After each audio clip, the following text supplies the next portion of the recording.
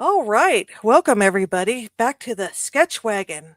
I'm Christina Wald, and this is Amy Bogard, and we are happy to have you here again. And we're going to start off with a little news. Amy, what's going on with you? Well, not much really. I am actively selling the last few slots in my Guatemala class. So that's kind of right around the corner, really, in late February. Mm-hmm. So I've got one slot left in the first week of that one. And then there's like three slots left in the second Excellent. one. So if you're interested, hit me up because they're selling.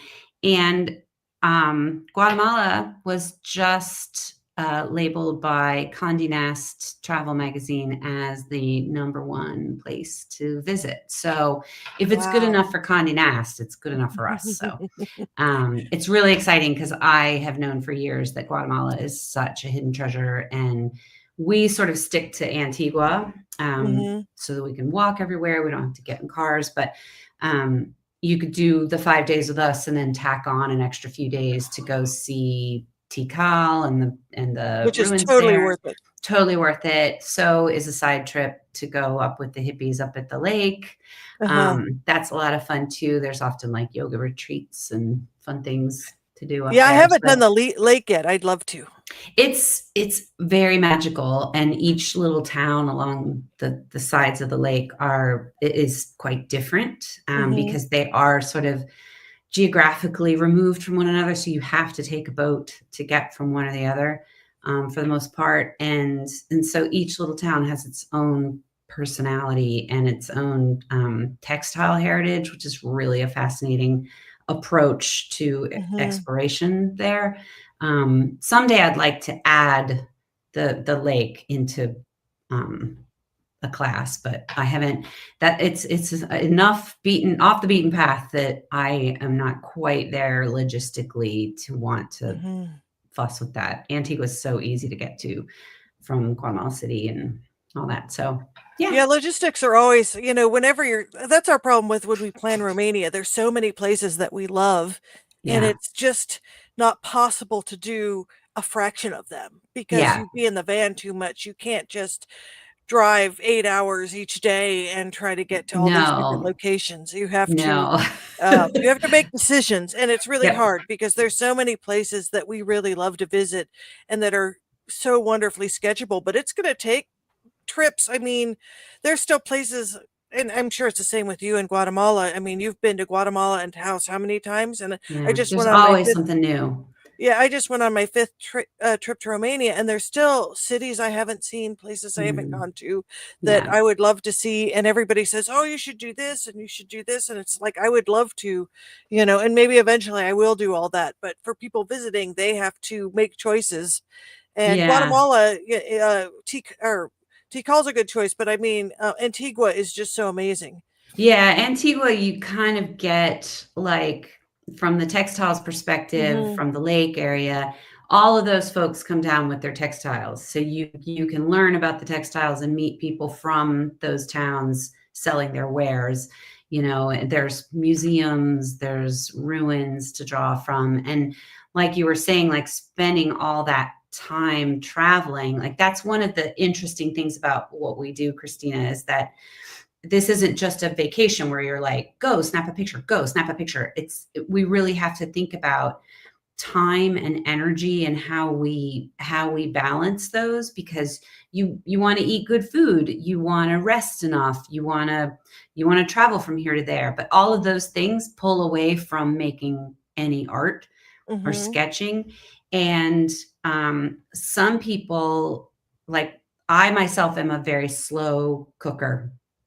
I like to say I'm like a crock pot in a world of microwaves. Like like it's I don't start fast, I don't finish fast. I'm just not that way.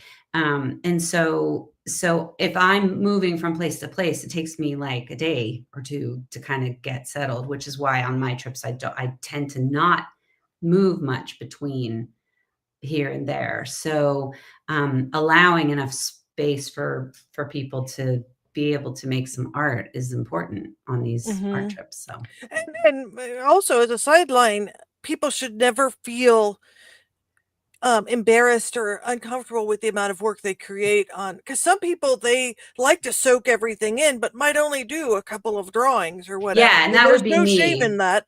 Right. You work at your own pace. Sometimes people prefer to start on stuff and finish it when they get home, or Yep. everybody has different ways of soaking it in, Hmm. and you can do it however makes you most comfortable. It doesn't always have to be on-site urban sketching. Sometimes you just Right. want to sit down and Well, and I love the expression, well begun is half done. yes. So so like even if all you do is get the bones of a drawing down in 5 minutes, that's more than what you would have if you merely took a photo and drew from it later. Like getting a few little even just thumbnail Yes, pencil that's true. sketches. Just getting Mhm. something there, because it's Yeah. hard to recapture that experience. Yeah, and you're really engaged, to engage in real time, in real Mhm. space, even for just a few minutes to capture a quick Mhm. sketch, that's worth something. Like it Mhm. doesn't always have to be, like you said, a finished Mhm. kind It of I have captures the energy of yeah, I where have you friends are. over in Egypt right now, and so they're doing a lot of sketching, and one of them said about the other. I said, "Oh, it looks like there's sketching going on," and he said, "Yeah, she even got one done like urban sketcher style." So it's Ooh. like a thing to go from the beginning of a drawing to the end where you feel Mhm. like this is a resolved drawing, but sometimes it happens and sometimes it doesn't, and it doesn't matter. Like that's the great thing about Well, all I this. mean, It that's the thing. doesn't You matter. shouldn't feel any, you should make it so that you enjoy it. Don't make it Mhm. a slog where you're working like crazy, unless Yeah. that's how you love to. I mean, everybody has a different way to deal with Yeah, things and take it in. I mean, some people exactly. also will write. You could write like overheard conversations, or Mhm. you could write about the five senses and what you're hearing and seeing, and just like maybe thumbnail some stuff. There's so many ways you can Yeah, do I love the practice of like if I'm overwhelmed, like there's so much to that. see, like say you're sitting in Rome or something, you're like, "Oh, Hmm. how do I take it all in?" Just start with color. Like Yeah, just that's a full great stop, idea. just start with color, do an entire page spread of little thumbnails of color, and you can label them. So, That's a that's great like a idea. yeah, it's a great way to just kind of engage with new light, new colors. It also, like if you've changed climates from where you're from, it can kind of show you where your watercolors are in the Yes. climate. Like if you've gone from a humid climate to a drier climate, your watercolor set's going to act a little bit different. Oh, So yes, I've experienced that. yeah. So doing those little swatches will be like, "Oh, I have to add more Mhm, water to get more color, more than I would at home," or "Wow, this is drying really fast," compared mhm, to when at home or vice versa. And sometimes just that little page. And then I know you can go back to that page and you will remember sitting mhm. there in the heat of the day, taking those I mean, colors I in think or that's the whatever. biggest thing, is trying to get your brain imprint on what that was, so you Yes. can go back to it, because I think that's kind of what you're trying to capture anyway, is the essence of being there. And Absolutely. I think that's actually its biggest value too, in a lot of Yeah. ways. But Um, then, that brings us to our little well, first of all, do you have any announcements? Oh, people have started signing up for the Morocco trip in September of 2026, which Congratulations. is really exciting. And I think that one's going to fill up fast. So if you're interested, I'm going to have an information Zoom on November 9th. So Well, you can that's email great. me for a link and we'll talk if you have any questions about how things are going to happen, and sort of the whole, uh, you know, schedule for the 8 days. I can answer questions about that. And I mean, obviously, the biggest thing on the schedule is sketching. And Mhm. then on the travel journal front, I'm going to be working on, I have a friend that's going to be working on my next travelogue with me, and we're going to be doing it like those 50s book style, where it's going to have two covers. And so on the front, one front cover will be my cover, and then you flip it over, and then she'll have half the book, it will be her cover. I thought this would be a real, I love those old books. They were like done in Yeah. the 50s, mostly for science fiction. but we're going to put that together, and we're scanning artwork and putting that together in the middle of the That's month of really November. exciting. And it's going to sort of capture our adventures in Argentina, which was really fun. And I actually Yeah. need to finish my writing on that. That's always the biggest challenge. And I'm trying to write more. I know you're really good about writing in your journal, and I write, but it's very bullet pointed. And I Yeah. don't know if that's a word, but No, it is, it's a, I don't know if I've ever told you about the to-do list. oh, Like, yes. yeah, like I have been known to put to-do lists in my sketchbook, but like when I'm doing like a travel journal, I just do a to-do list when I'm on the Hmm. go. Like, ta-da, that was the day. And I'll just bullet point, Hmm. the And day. Because sometimes that's otherwise all you can manage. the little things might slip away. And there are little things you want to maybe remember Hmm. or that will kind of, if you just make a note of it, jog the memory.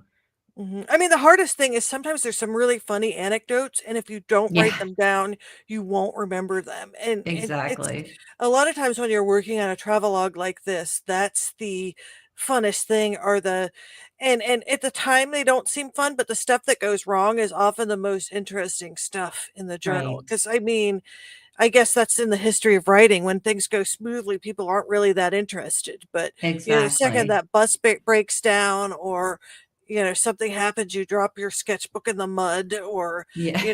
I mean, then that's when the story starts getting interesting and it makes it more fun to read.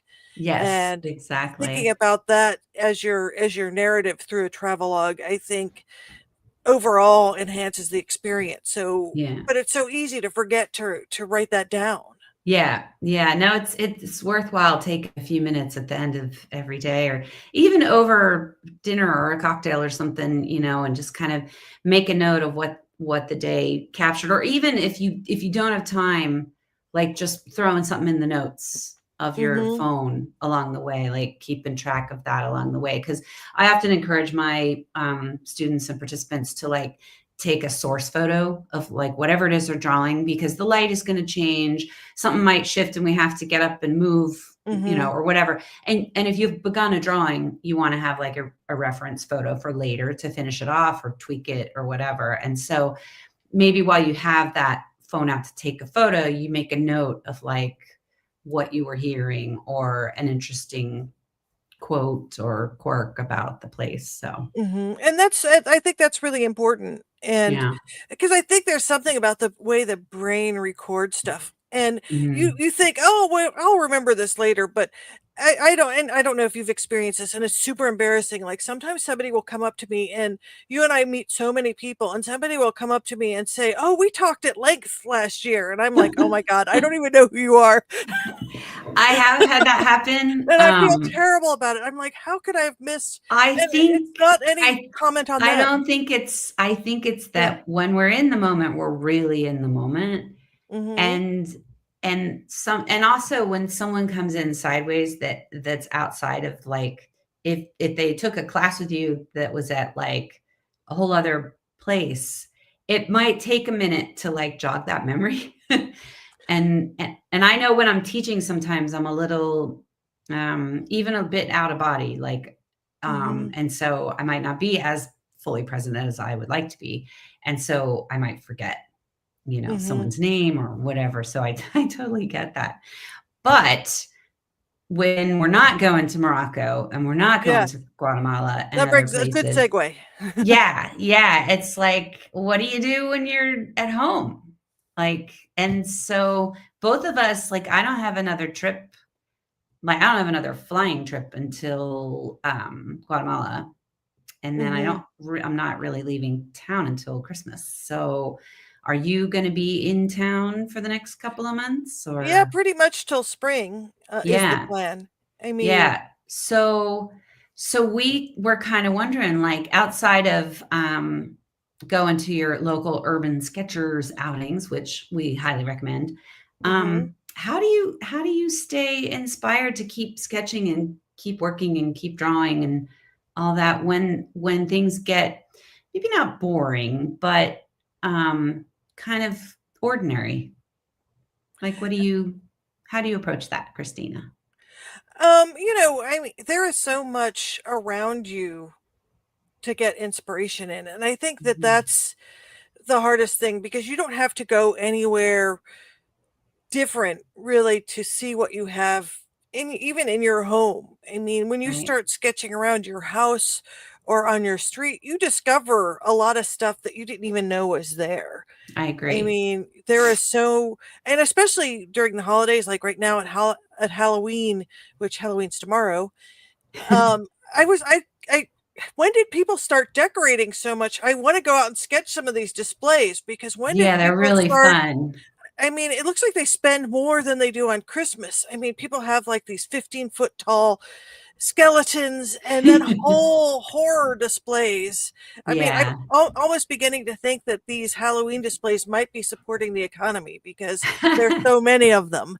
Well, And I do know those big, tall skeletons did go on sale aha, that's what last it year is. sometime. I know that there were like they were quite the thing, and they were like $300 or $400, and then they went on sale for like 150. And like Ooh, so everybody got one. people will splash out a little for Mhm, Halloween because it's I think it's the nice thing about Halloween and with Thanksgiving is there's not the pressure that there is around like the gift giving holidays of mhm, Christmas and Hanukkah and all that, where there's all that and the kind of family you must have fun pressure.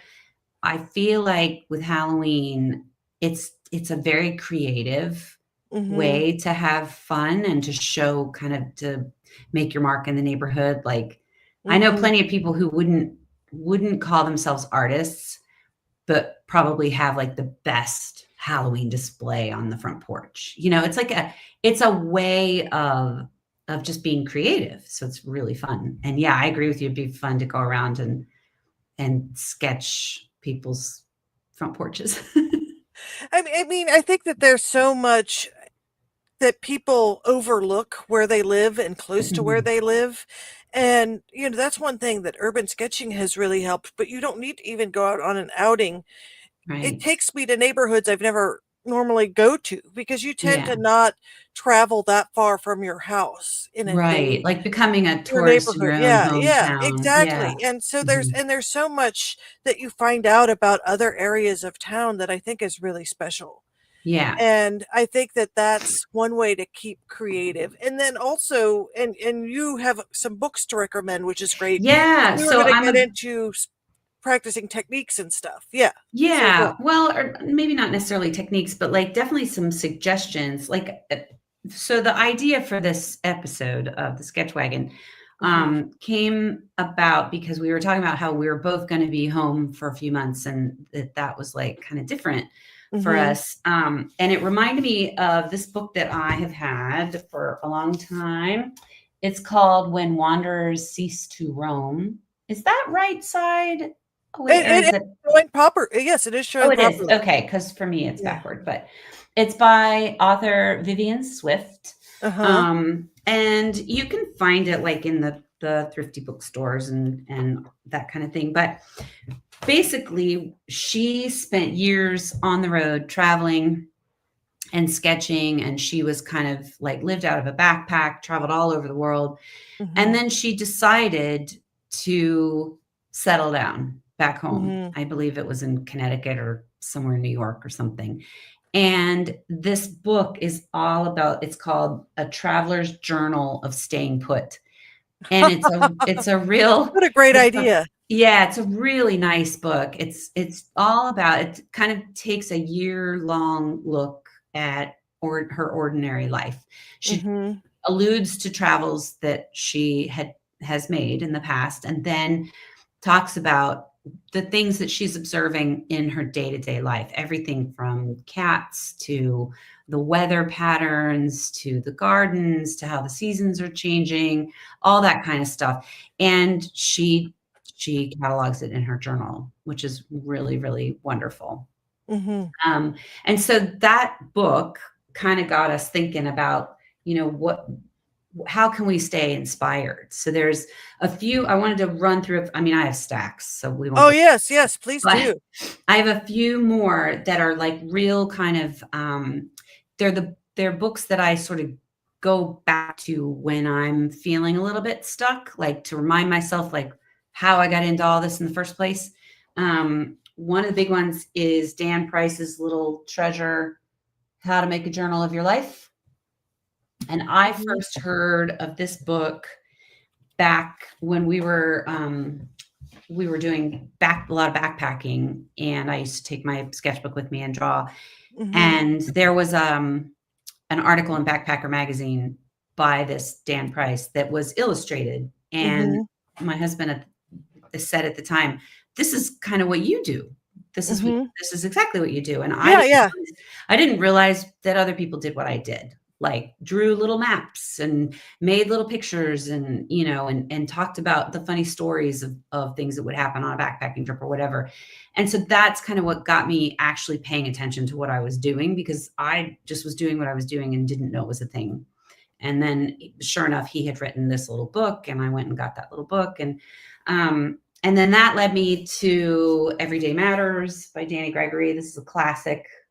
Is that that's not his first book, is it? Or is it? Yeah, this might be the one. The quintessential. It was the first one that kind of talked about why he began drawing his life. He had a real traumatic thing with his wife having an accident, and he just began drawing. He sort of drew to kind of save himself in a way. And it's a hard story, but it leads to his life of art making, which is a really beautiful way to cope, really. And so some people might know him from, what is it? Sketch School or something. Sketchbook School, I believe. Sketchbook School. Yes. Yeah. So he's a lot of online things that they're doing as a group, which is really cool. Hannah Hinchman is another author that I really love. She's got a gajillion books. And they're all really beautiful. They kind of lean nature journaling, really, really beautifully drawn. And she's also a beautiful writer, both handwriting and just the words that she puts together. So they're really lovely. I was just noticing how beautiful her handwriting looked on that. Yeah. Her handwriting is really lovely. And along the same vein are these books by Frederick Franck. Yes, that's who you were talking about, that you said I should read. So I'm going to have to pick up one of his books. His books are much more line drawing, not quite watercolor, but like ink drawing with a bit of wash. But he also does beautiful handwritten. You can kind of see, like, he hand wrote. That is beautiful. Oh my gosh. Yeah, they're gorgeous. And so I don't know how hard they are to get, but I go back to them because the way he approaches just the ordinary, just kind of the ordinary as extraordinary is really, really inspiring. And so, go to Half Price Books and check out their art section. You might find some of those. And I also like thrift books for used books, because some of these are really much older. And what's nice about these older tomes is there's a little bit of how-to, but it's not a lot of how-to. Like, I think in this day and age, everybody's trying to convey this, like, here's how to do it. Whereas these books are more, here's why to do it, which I'm far more interested in why than how. Me too. I mean, the how you can get on YouTube, and that's great, and it has its place. But as far as like curling up with a book and getting inspired, I'd love to know the why. That, why do people pick up art supplies at all? Why do people begin drawing? Why go to urban sketching? Like, what's the point? And so yeah, I find that stuff quite fascinating. And everyone's different. I mean, just through all those books that you just showed, they all are kind of a solution to a similar problem. And I don't want to call it a problem, but so many people, and this is why at home it's so crucial to stay creative and that sort of thing, because it's really hard when you're traveling, because there's so much new stuff kind of being thrown at you. It's nice, like during the quiet times, if you could say, there, like, a lot of times at home there are not any quiet times, but right. if you are lucky to have quiet times, we can kind of allow ourselves to get swept up in that not quiet. I mean, it's you should always I think, approach your daily life as you approach your travel life, where Yeah. what is happening that's interesting, because there is always something going on. I mean, it's an argument for keeping in a journal every day because it Yeah. is a way to look back at things. And I was looking, I've started recording a bunch, not all of them, but I've started recording a bunch of dreams in my sketchbooks. And I go back and read them, and I'm like, I don't know what I was thinking, but they're kind of fun to read because they're so weird. Yeah. And it's a way to kind of remember, like if you just put a couple words down or you draw where you are, it really helps you keep at the moment, but also remember what was going on that day, because so much stuff passes so fast, even when you, especially as you get older. It's so nice to have some sort of reference points so you don't lose it all. I mean, and so much Right. of what we're experiencing, and I don't know how you feel about this, but so much that we experience through media, like social media, TV, any sort of, is it's almost disposable. It's Yeah. very quick, in your face, and it's hard to find again if you wanted to remember it.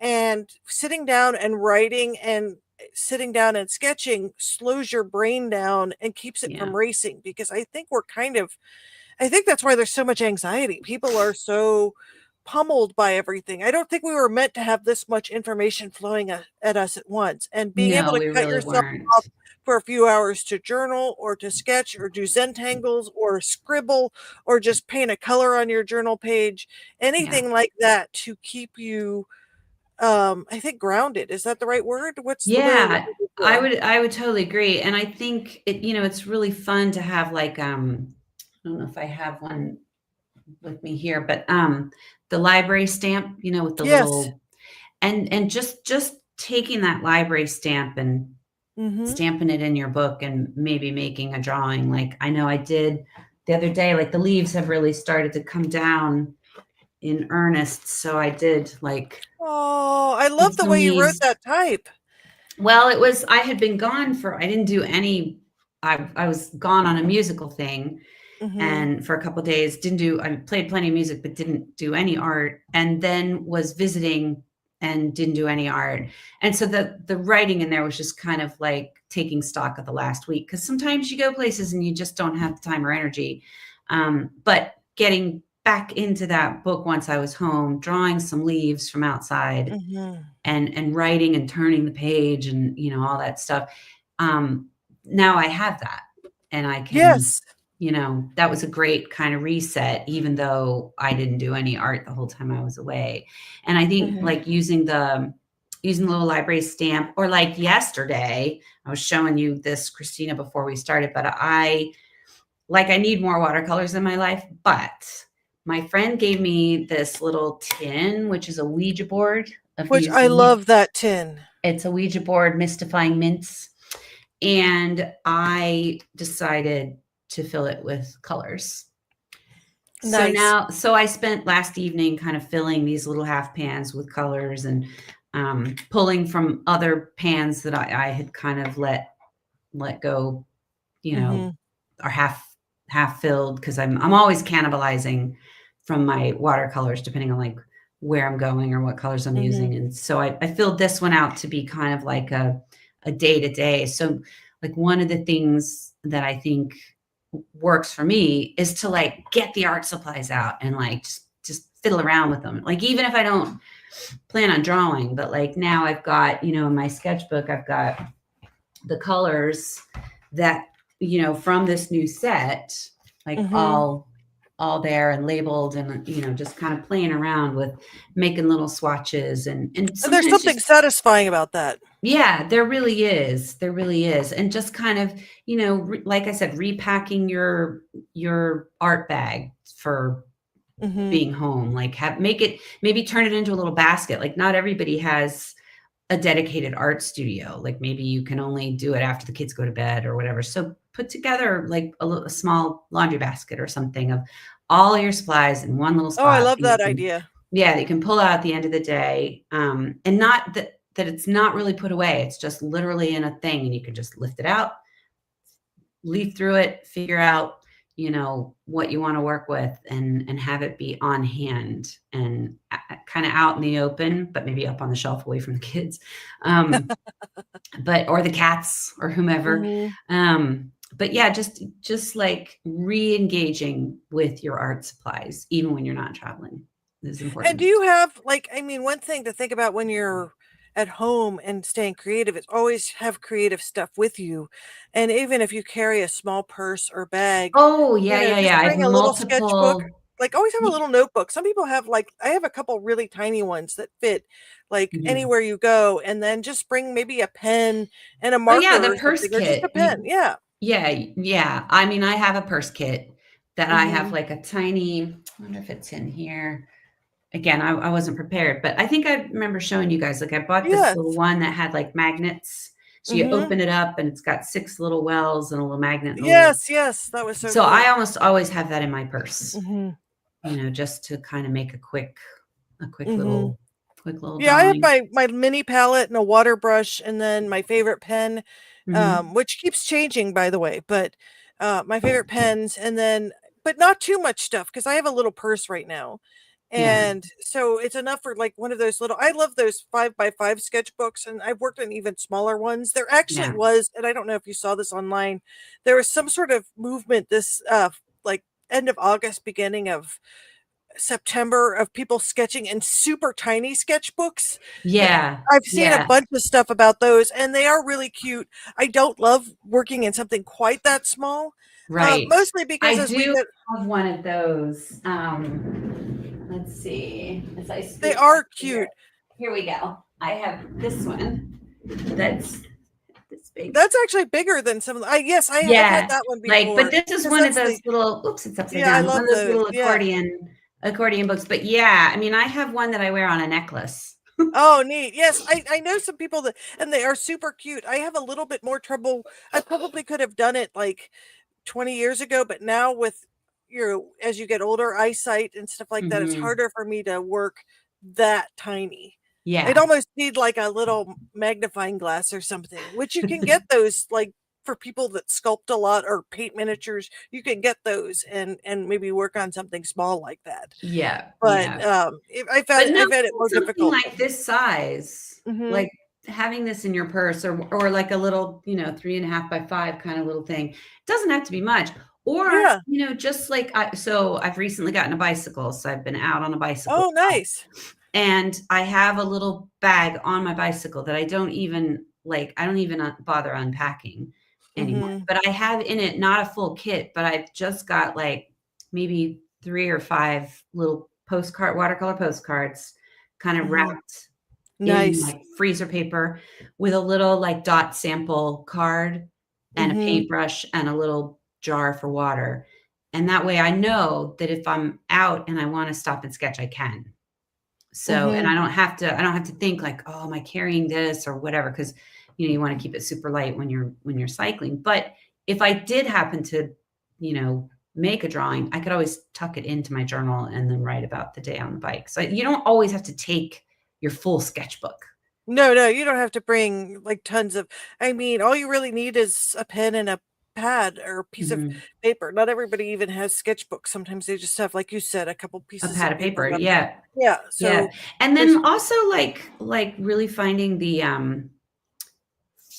ordinary things and mhm, like taking stock of those. Like there's a lot of apples around this time of year. So if you slice an apple in half, like drawing an apple sliced in half is an interesting drawing. yes, Or uh-huh, your houseplants. You could mhm. spend your whole life just drawing houseplants. I love drawing houseplants actually. So yeah, or Yeah, your I mean, pets, any of those things. It's really yeah. about the practice of doing it. And I think, again, it makes you see more. I think the more you do this, the more you see, even if you aren't sketching it. And I think that Mhm. that's something that's somewhat important when you're at home. It's very Like you discover new meditative. things. Yeah, I mean, Mhm. there's stuff you might discover about your house that you as you're Yeah. sketching it, you're saying, "Oh, I've never noticed that this corner looks like this before." Especially in old houses, there's all these weird nooks and crannies, and you might think that, well, this is odd. Yeah. Actually, there's some stuff I should sketch at my house because, for example, our guest bedroom mysteriously just has a faucet in the middle of it for some reason. Who knows why? But it's something that happens in old houses. Yeah. You have sort of these weird things that I think it has to do with it being in the attic room.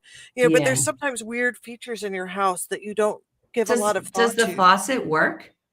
Um, I have not. I didn't want to turn it on because I don't want to. I don't want to get water in the room. So No, but it has how cool would it it has be never to dripped. like get one of those little things with the bowls? Oh yeah, yeah. We could. I guess I don't know if I'd want to start encouraging water to flow into the bedroom like that, but it's just sometimes there's things in old houses that you're kind of like, why did they do it this way? This is Yeah. odd. But Yeah. that's kind of exciting too, because I love it Yeah. when you see something that feels like it shouldn't even belong there. That's sort of Yeah. interesting. And I think that Right. that's you kind of are doing an exploration in your own world. Yep. And I think it's easy to overlook it. Yeah. And there's areas in the neighborhood, like you may say, "Oh, I never noticed that that house looked like that, or that they had this in the front of their house." I mean, Right. or neighborhoods you've never been to before, and you say, "Oh, Or wow, this, yeah, plants locally that you're like, yes, "Oh, that tree looks really nice there. What kind of tree is that?" And you make a mm-hmm, note. Another thing that's kind of in the same vein, but not really, it's like the concept of finally going through all those old photos that you've taken of your travels as you've been really busy. mm-hmm, It's a way you can, like say I went to Guatemala last year and I know I'm coming up to Guatemala again next year, but what did I want to draw while I was down there and didn't? And might have taken a resource photo, but never got around to it. So like if you are feeling the call to the road, like, oh, I'm really missing traveling or whatever, well, get your journals out, get your phone back out, and what haven't you drawn? And mm-hmm, really, I don't know about you, but I can get that feeling of being in a place by diving mm-hmm. back into a work about it, a sketch about it. So, Yeah, yeah. I think that that's a great way to remember trips too, is sometimes going back in and mm, doing something from there because, like you said, it might help you fondly remember a point where you were on the trip that it kind of ignites that memory. yeah, And yeah. so I think that's And where then you it's can really helpful. always yeah, and that's it's always a really good opportunity to like challenge yourself to take like an online class that you might Mhm. not have Oh, yeah, that's a time great to idea. do during travel season. Like take an online class with one of your favorite artists or, get some lessons from a local artist or take something at the community college or whatever. I know I just spoke with someone today about nature journaling over at the Cincinnati Nature Center. Like there's plenty Mhm. of things, no matter where you live, there's plenty of things Oh, locally. yeah, And at the and you very learn least, so you can find much. something online, but you do, Mhm. you learn a lot, and then you can take what you learn back on the road with you when you're ready to travel again. So Mhm. And also you can be a tourist where you live. I know a absolutely. lot of people that will take like the brewery tours or like downtown Cincinnati has a lot of really interesting tours of the old buildings and Oh, the brewery one is really interesting where you go like underneath the yes, city yes. to all those Uh-huh. old, yeah, it's very cool. I And mean, it's a great place to go in the heat of the summer because it's yeah, cool. I mean, a lot of people, I know I've talked to people that, for example, live in New York City, and when you talk about touristy stuff, they're like, "Oh, we never do that stuff. Like, we never Right. go to," and the same is true wherever you live. You don't necessarily take in the stuff that tourists come in, and Well, maybe there are taking a day. plenty of Yeah. places around town that I would never have thought about that we've gone to with Urban Sketchers, which is so fun because you do become a tourist in your own town. It's great. Yes, and I think that, and obviously when you're sketching, often that breaks the ice, and people will talk to you, and you will Mhm. find out a little bit about the area. And I think that that's an important practice too to experiment with. And obviously, when you're on, like, all of these are good ways just to kind of keep creative and keep journaling or keep sketching or keep an artistic spark. I mean, Yes. another thing, and this is something I don't do that much, but a lot of people love to do collage. Like, you can cut Mhm. up stuff. I'm trying to be better about cutting up ephemera and putting it in my sketchbooks. But you should also do that not just on your trips, but do it at home. Like, if you go Mhm. someplace and you go to a cocktail bar and there's a cute napkin, you can put that in there, or stickers where you go to different record shops and stuff. I mean, there's a Yeah. lot of ways to sort of make, because wherever you are, you can make it interesting Yeah. to And you and it's to others. evidence of having been here. Yes. Like these books, like for better or worse, we're leaving a trail of art Mhm. behind us. And, maybe 100 years from now, someone will find it interesting. Like that Mhm. this was what one normal person, normal, I use that term loosely, but what one average person did Mhm. on a normal day. Like that's going to be value someday, Yes, you agreed. know? Like it doesn't have to be special to be interesting. Mhm. And So, I think that's one of the things that I think is difficult with starting any sort of practice, and this might be true with music too, is a lot of times people don't want to do anything unless they have expertise at it. yeah. And you're not going to get expertise at it if you don't do it a lot. So it's sort of a Well, and catch also you 22. might do it a lot and never become an expert. That's true. And That's true. and that But doesn't that doesn't mean it mean yeah. right, and that doesn't mean it's not worth doing. Like I actually feel quite strongly about this. I am a musician, but only like a folk musician. Like I don't like to be on stage. I'm only ever occasionally on stage when someone twists my arm. I do it socially because I enjoy it, and I play much better when I'm surrounded by other people who play better than me. So like, but it's a way of engaging that the only reason I practice or attempt to improve is so that I can play better around people that I admire musically. Like, and with art, I know that there's no there. Like, Mm-mm. I might occasionally get a piece of art that I've worked on that I'm satisfied with. And that is all I can hope for at the end of the day. It doesn't happen that often. I mean, there's usually always something that I'm like, Mhm. but the doing of it is so important that it's not about the product. The doing of it is really important. And the hard thing, I know we've talked about this before, the hard thing about art versus music, like you can record yourself musically, but you don't have to. Like Mhm. you can learn to play something, and as long as no one's listening, it goes away as soon as you stop. Whereas with art, visual art, we're left with a, a sea of disappointments in our wake. Like all the things that we didn't draw correctly or the angle was off or whatever. And I always tell people who are in my classes who are like, "Oh, I just hate this page. I want to tear it out. I want to tear this page out of my journal." My advice is always to try just okay, so you've made a drawing that you don't like, that Mhm. you call a bad drawing, whatever that means. Fine. Call it a bad drawing. Label it, point arrows to what is wrong. This angle is not correct. I should have made this bigger. I ran off the page over here because I didn't get the space right. Make notes, because what that's doing is teaching your brain how to do better next time. You're learning. It's a process. And Mhm. I think and then if you go back to that page months from now, you will see, okay, I've been practicing since then, and maybe my drawings are a little bit better now. And look, there I was there then, and now here's where I am now. And that there's value in that cataloging of that, but Mhm. not because it's a good or bad drawing, but because you were doing it and you made note of what Mhm. you were doing. And I think also, like, I always get on this soapbox, but like making drawings like in a journal, trapped in a book, is the most powerful act of resistance to this like corporatized, labeled world. that we live in. Like to make something handmade, be it a drawing, a knitted sweater, whatever, is like a huge act of being truly human. Like Mhm. we may lose all that to the AI. Lord only knows. I try not to think about it too much. We won't.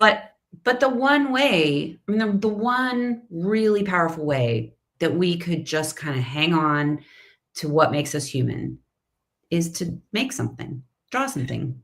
And nothing stops you from that. Like people that are worried Mm. about AI. I mean, my thing is nobody is going to stop you from drawing. No one's going to stop you from making music. I mean, you can do what you want to do.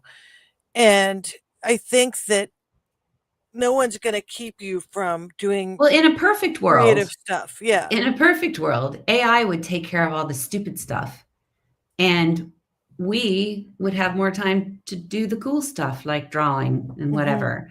Um, I'm not sure that that's how it's going to work out, but you never know. Like it could be good, and so I try not to worry about it. I just think Yeah, I think that it's not worth destroying, being fearful, I will just say, I when I was deciding on this little what to put in this little palette, I actually asked the chat feature. I said, I need 15 colors for a little watercolor set I'm putting together. And I want to emulate the colors of these two artists. I chose Sarah Mida, who's one of my favorites, and Georgia O'Keeffe. Just, oh goodness. why not? Because they're so very different, but I love their colors. And it came back with a bunch of colors and ideas. And then some of the colors in the ideas I didn't have.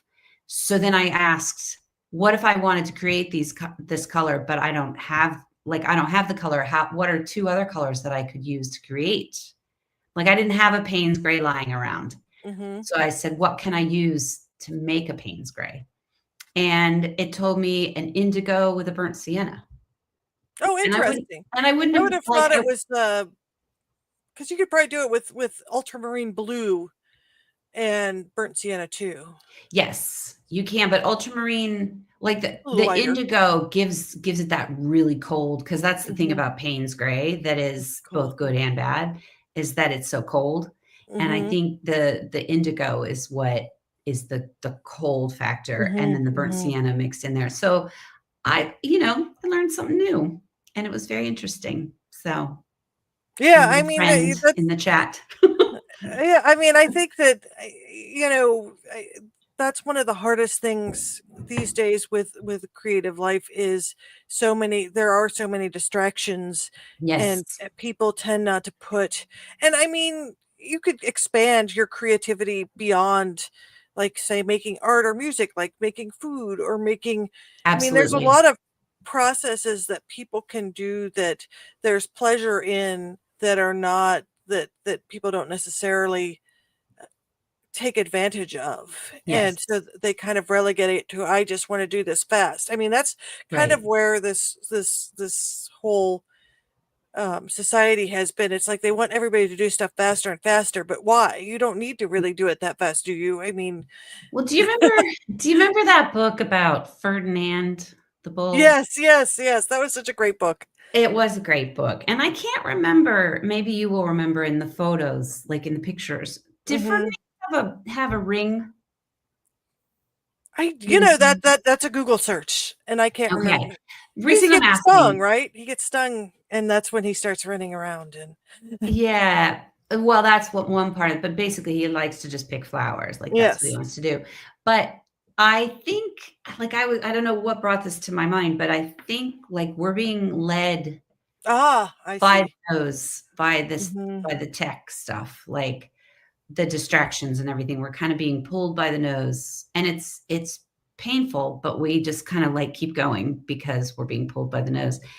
And that to like to try to shut those distractions off is difficult. It But is. if we can do it, then there is more time. I mean, at this point, I do feel like I'm the biggest hack on earth because I'm the most distracted person in the world. Like to get me to sit down to do anything is difficult. But sometimes, you teach what you need to learn in a way. Mhm. So yeah, it's all I totally agree. And really on that important. note, we're like at 50 minutes, so Oh, um we're pretty much there. That's how yeah. we deal with the lulls in activity in our Yes. life. And I think it takes a little bit of sinking into, like when you're on the go, go, go, Mhm. it to have us to allow yourself slowness in the process of sketching or any other Mhm. creative act. It can feel a little uncomfortable at first. Mhm. Yeah, and hopefully some of these tips will help people. And if you have questions, feel free to put them in the comments, or next show, start asking questions. We're here, and eventually people will start asking questions. Yeah. But They're for those awfully that are shy. listening to the recording of it, thanks for listening, and we will be back in November. We'll Yes. let all of our And we have a couple of ideas floating around about things we want to talk about, all things sketchy. But if you guys have any things that you're interested in talking about, just send us a message, and we would love to cover some of those things. So great. Well, thanks so much, everybody, and we'll see you in November. yeah. Bye. Bye. Happy Halloween. Oh Bye. yes, happy Halloween.